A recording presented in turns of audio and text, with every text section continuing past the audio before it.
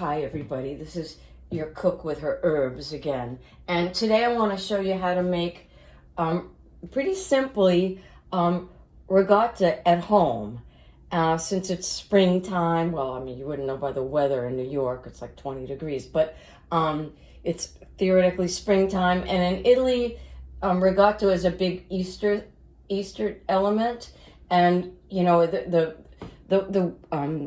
milk is really good that time of year because the wild herbs are coming up and all the grasses and the cows and the sheep get to eat all this beautiful stuff, and they make this lovely tasting milk, and it makes really great ricotta.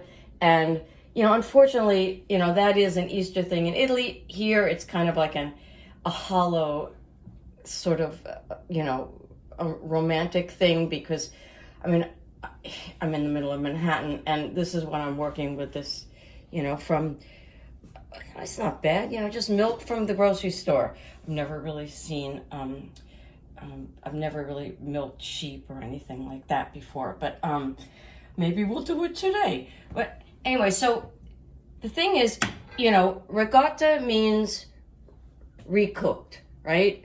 So theoretically, and you probably know this already, most of you do, that it means that you're recooking the whey that comes off from cheese making to bring out more curds and to gather the proteins together that are left in that whey protein to make the ricotta. So, I mean, at home, you can make something that tastes really good, but it's just not going to be exactly the same thing because we're making it from whole milk. So you're actually making ricotta from the whey from whole milk.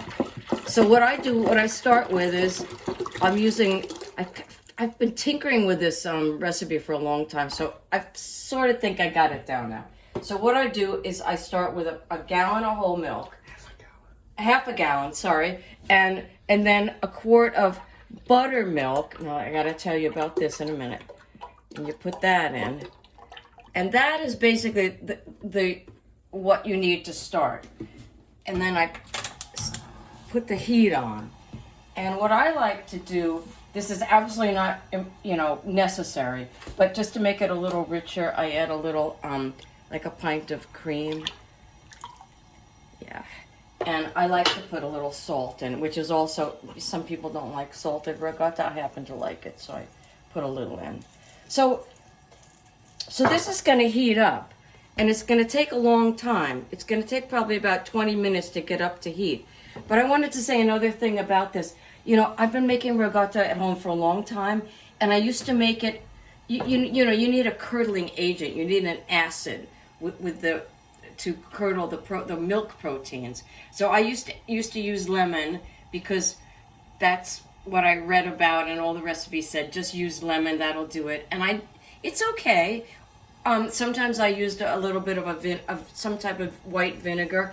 Rice wine vinegar works okay, but I found that it leaves a sort of residual sourness that I just wasn't liking. I mean, it didn't taste like real ricotta to me. So I came upon this buttermilk idea, and it's got just enough acidity to get this going in a nice way without giving it that sourness. It's really creamy and really quite mellow.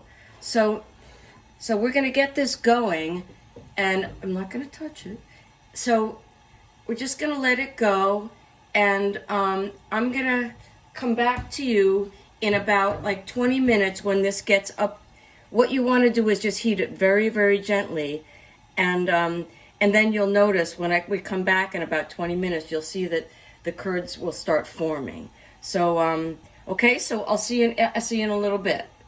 Okay, so we're back now, and this has been going at like a medium heat for about 10 minutes, and you can see it's just starting to bubble up around the edges, and you can see how all the curds are forming. You see that? It's all like lumpy and beautiful. And then if you see around the edges, well, it's actually not that easy to see now, but you can see that the whey has separated, and it's got sort of a yellowish liquid on the sides. So I'm going to check this for temperature. And what you really want here, from my years of making ricotta, is you really want it to be around 170, 175. And let's see where we're at. And the thing is, if it's lower than 170, you're not going to get really good curds. It's just going to stay kind of milky. This is starting to, I think this is just about right. Look at this. It just wants, perfect. I'm going to turn it off now. And if you go higher than 175, 170 into like 185, the curds are gonna be dry.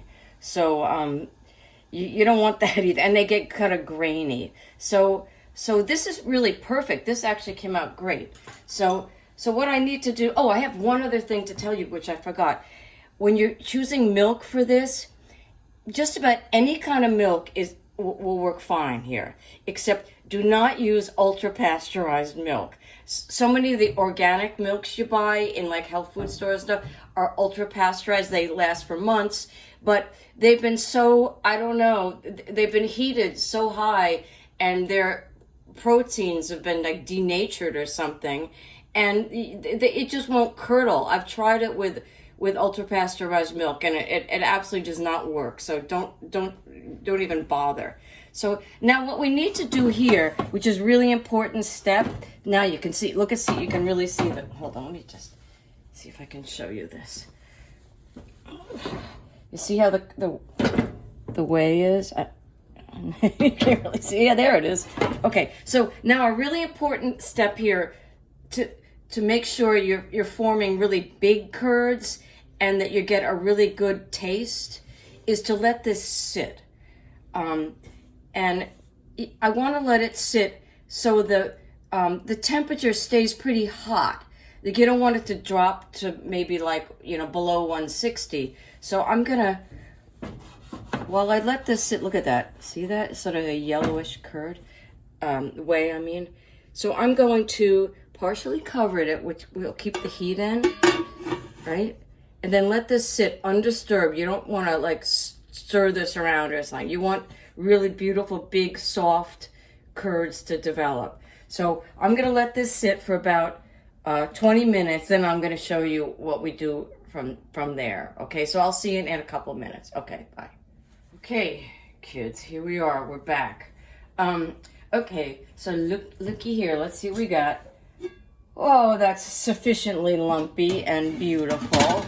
All right, so this ricotta has been resting for almost 20 minutes at a sort of a good heat. Remember we got the heat up to it was about 175 when we tested it before I let it rest. And you want to let it rest, but you don't want the temperature to go down too far. So now, I'm not going to bother to retest this, but I'm thinking it's probably around 160. That's because I covered it and I let it rest that way. And the resting, just to reiterate, it enforces the curd formation, which you can really see. Look how beautiful that is, and you can see how it's totally separated from the whey. They'll see that liquidy stuff on the periphery, and also, ricotta, to get that real ricotta taste, it's different, from milk, just coagulated milk, because there's something about it that makes it special. And I think what it is that it just that resting period enforces this beautiful sort of creamy intensity to it. Even if you're making it at home, this comes out really, really well. So here we go. So now what you want to do now that we've got a little resting period, is you want to drain it. So let's take it over here. Okay. See, now you can really see how the whey is really separated. Okay. So here's my little colander with cheesecloth. Whoops. Yeah, you got that. Now, what you can do, you can just dump this in here, which is fine, but I feel like, for my purposes, I don't want to break up any of the curds. I like them to be kind of as whole and as big as possible. So I think it's a little nicer to just try to scoop it out. This, I'm not sure if this is going to work. I have these two things. I wasn't clear on which one would be better. I'm going to try this. Might be a little large, but then we'll go with this. This smell, this smells really good. It really smells like Italian ricotta. So look, here we go. Oh yeah, look at that.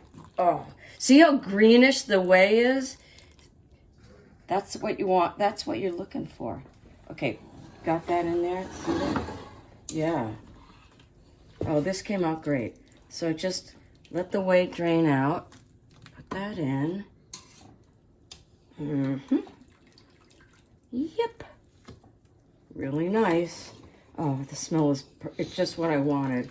And using the buttermilk instead of like lemon or any other kind of acid, you don't get that acidy smell on your face. It just smells like sweet cream, which is not. But actually, ricotta is pretty low fat, which is another nice thing about it. All right, perfect. Okay, I'm gonna put this down. So what you can do now is, so you can let it drain as long as you want. If you let it drain for like an hour, it's gonna get, pretty compact. And but you can use it right away if you want. See, all the whey is draining out the bottom. And I like it sort of medium. I like it not too wet, but not too dry either.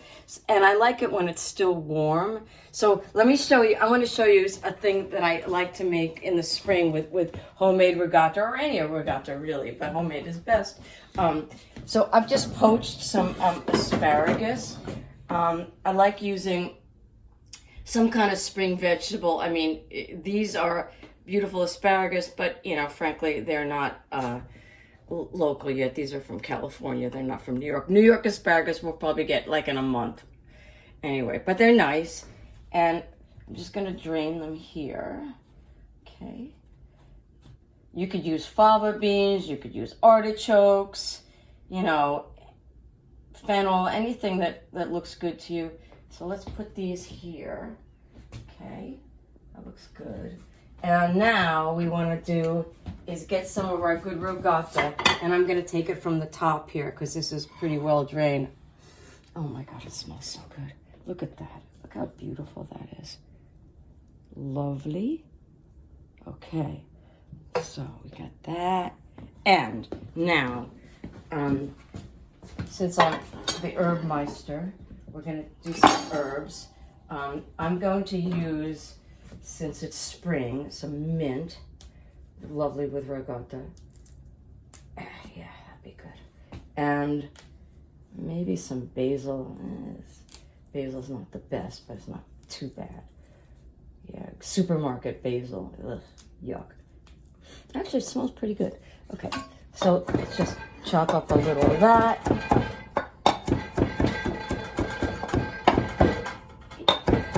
Okay, let's sprinkle these on top. You could also, if you want, mix it in with the ricotta. I kind of like the whiteness of the ricotta the way it is. Looks very pretty. And, yeah, nice.